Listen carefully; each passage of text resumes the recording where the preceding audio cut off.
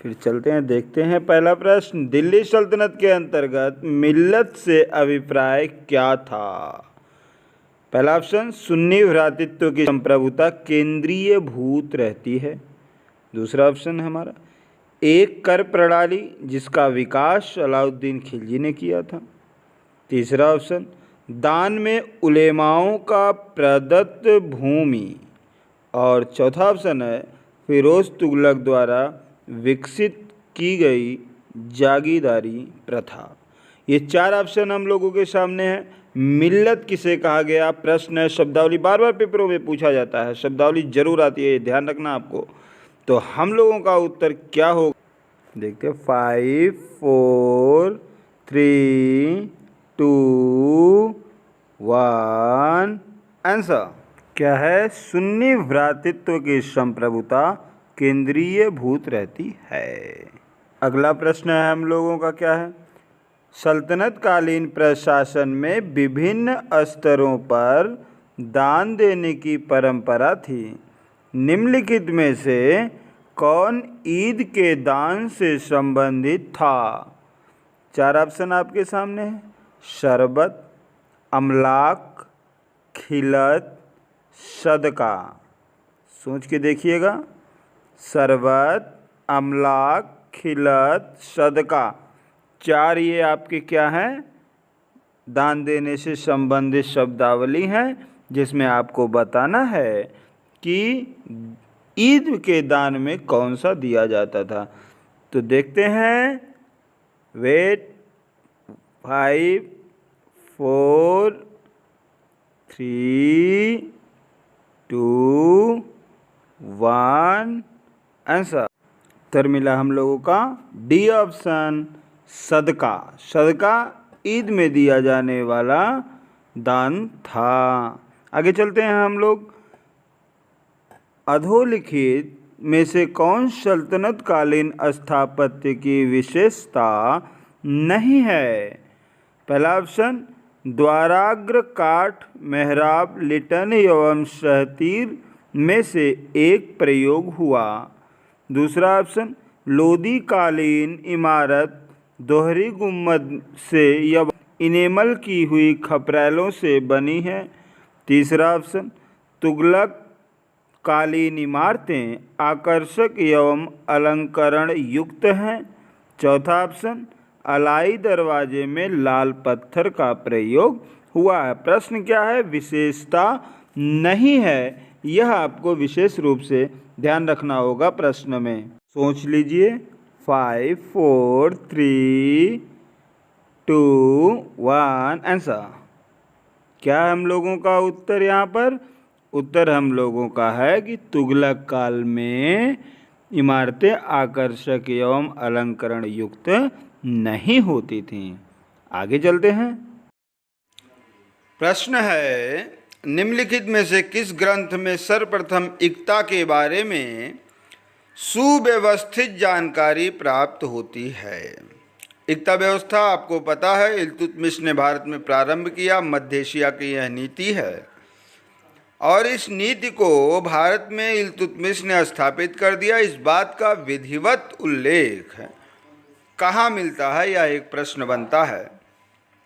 तो हम लोगों का 5 4 3 2 1 ये निजाम उल मुल्क की सियासतनामा पुस्तक में इसका वर्णन मिलता है।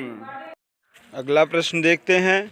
निम्नलिखित में से कौन 16वीं शताब्दी में भारत आया और बहमन शाह शासक निजाम शाह द्वितीय के सेवा में रहा? चार ऑप्शन आप लोगों के सामने। मोहम्मद खान, एनुल मुल्क मुल्तानी, ताबावाता, फरिश्ता। हम लोगों का उत्तर क्या होगा? 5 4 3 2 1 उत्तर हम लोगों का क्या है? सी ऑप्शन सही है, ताबावाता। ताबावाता यात्री आया था। अगले प्रश्न की तरफ बढ़ते हैं। निम्नलिखित में से कौन विदेशी यात्री कालीकट के जमोरिन के यहाँ ईरान के शाहरुख का राजदूत बनकर आया, विजयनगर के विश्व का अद्वितीय नगर कहा एवं वेश्यावृत्ति का विरोध किया था?